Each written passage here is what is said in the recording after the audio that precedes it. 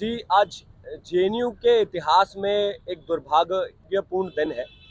जो लेफ्ट के organisations democracy और बाकी चीज़ों की दुहाई देते रहते हैं, जेएनयू में बार-बार वो लोकतांत्रिक मूल्यों का, डेमोक्रेटिक वैल्यूज़ का हनन करते रहते हैं। आपको ध्यान दिला दूं कि 15 तारीख को जेएनयू में JNU SU student union election के तहत नॉमिनेशन की तारीख दी गई थी। इलेक्शन कमिटी ने नॉमिनेशन की डेट जो विड्रॉल था और फाइनल डिस्प्ले ऑफ नॉमिनेशन था उसकी तारीख 16 रखी थी और 17 तारीख से इलेक्शन कमिटी बाकी के इलेक्टोरल प्रोसेस में आगे जा रहा था।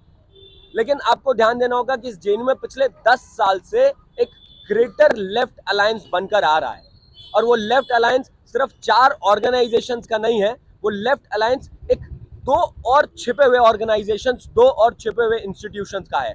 उसमें साफ तौर पर जेएनयू एडमिनिस्ट्रेशन और इलेक्शन कमिटी भी पार्टिसिपेट करती है। इस बार उस ग्रेटर अलायंस के फॉर्मेशन में इलेक्शन कमिटी के पास ये क्लैरिटी नहीं थी कि वो किस अलायंस की तरफ अपना रुख करेगा। इसी को ध्यान में रखते हुए इलेक्शन कमिटी ने 16 तारीख को होने वाले विथड्रॉल को लेफ्ट के प्रभाव में, आईसा एसएफआई के प्रभाव में आकर, उनके लीडर्स के प्रभाव में आकर एक दिन एक्सटेंड किया ताकि ये जो लेफ्ट अलायंस है एक दिन का और समय बाई कर सके अपने कंसेंसस पे आने के लिए। और वो कंसेंसस क्या था कि कौन सी पार्टी अध्यक्ष पद पर लड़ेगी। जब 17 तारीख को लेफ्ट के इंटरेस्ट में ध्यान में रखते हुए इलेक्शन कमिटी ने इस डेट को बढ़ाया 2 बजे से 4 बजे तक, ऐसा टाइमिंग नोटिफाई किया, उसके बाद भी लेफ्ट में वो सहमति नहीं बन पाई। इलेक्शन कमिटी ने फिर से आधे घंटे उस टाइमिंग को बढ़ाया, 4:30 बजे तक किया। उसके बाद भी मैं बताऊं कि 2 दिनों की उछल कूद, 2 दिनों की उहापोह के बाद भी वो इस कंसेंसस पर नहीं बन पाए और 2 डिफरेंट अलायंसेस हमारे सामने बनकर आए। अब इलेक्शन कमिटी के पास क्लैरिटी नहीं थी कि वो किस अलायंस की बात सुने, किस एसएफआई की लीडरशिप या आईसा की लीडरशिप की बात सुने। उसने अनडेमोक्रेटिक तरीके से 17 तारीख को, मैं बता दूं 17 तारीख को शाम के 7 बजे फाइनल लिस्ट ऑफ कैंडिडेट्स आ गई थी। हमारे पास फाइनल लिस्ट ऑफ कैंडिडेट्स है।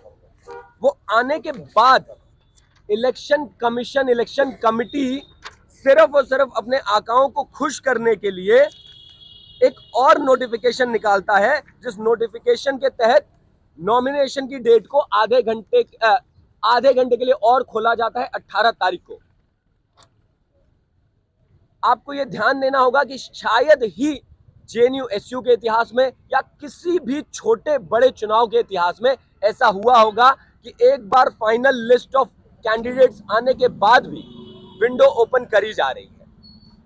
अखिल भारतीय विद्यार्थी परिषद और बाकी आम छात्रों ने भी इस दबाव पे, इलेक्शन कमिटी पे जो दबाव लेफ्ट अलायंस बना रही है, उसका विरोध किया।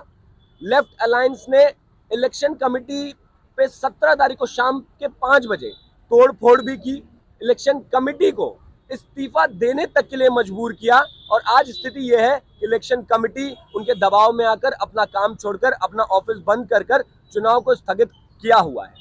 और मैं ये बता दूं कि इलेक्शन कमिटी का डिसीजन नहीं, ये आईसा और एसएफआई का डिसीजन है कि जब तक वो अलायंस फॉर्म नहीं कर देते तब तक इस इलेक्शन को स्थगित किया जाए। लेफ्ट यूनिटी ये आरोप लगा रही है कि एबीवीपी के सदस्यों ने आकर इलेक्शन कमीशन के ऑफिस में तोड़फोड़ की, मार पिटाई की और इलेक्शन कमीशन को आप लोगों ने धमकी दिया। जी, लेफ्ट का यही इतिहास रहा है कि बस्ती भी हमें जलानी है और मातम भी हमें मनाना है। वीडियो सबके सामने है किस प्रकार आईसा के पूर्व छात्र संघ अध्यक्ष ईसी के साथ गाली गलौज करते हैं, मारपीट करते हैं। इलेक्शन कमीशन पे टाइम, इलेक्शन कमिटी की तरफ से टाइम दोबारा नहीं बढ़ाने की वजह से शीशे फोड़ते हैं, वहां पे इलेक्शन कमिटी के लोगों को घायल करते हैं।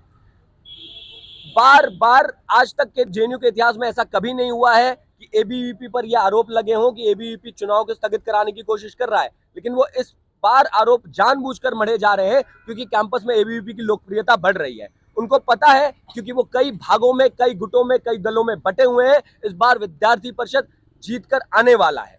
इस जीत को वो पचा नहीं पा रहे हैं, छात्रों के बीच की एक लोकप्रियता नहीं बचा पा रहे हैं, इसलिए ऐसे फर्जी बातें, ऐसे फर्जी रूमर्स छात्रों के बीच, मीडिया के बीच, लोगों के बीच पहुंचा रहे हैं।